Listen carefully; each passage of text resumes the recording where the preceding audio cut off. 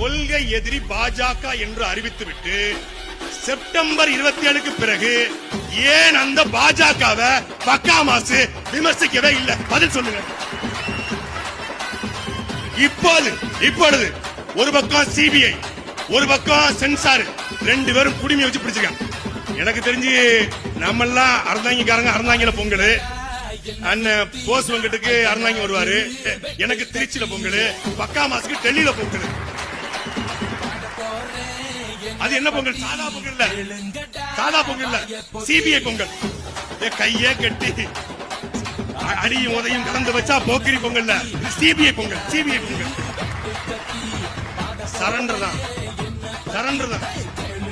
இவங்க எல்லாம் நம்மள கேள்வி கேட்கிறாங்க.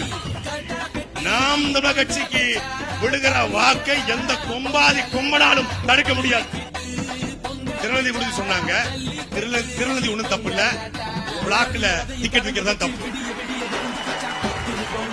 திருநெல்வேலி ஒண்ணும் தப்பு இல்ல, மக்களுடைய வயிற்றுல அடிச்சு லாட்டரி சீட்டு வித்து அந்த காசுல வந்தவனை பொதுச்செயலாக வச்சிருப்பதா தப்பு. ஜனநாயகன் டிக்கெட்ட மதுரையில வெட்டி தியேட்டர்ல 180 ரூபாய் டிக்கெட்ட 1000 ரூபாய்க்கு வித்து ஏழைகளை வயிற்றுல அடிச்சு கட்சி நடத்துற கட்சி நாம் தமிழர் கட்சி அல்ல.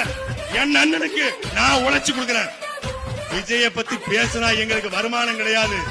விஜய் என்கிற அந்த அரசியல் அழுக்கை இந்த தேர்தலோடு ஒழித்து கட்ட சாட்டை சுழலும். நன்றி, வணக்கம்.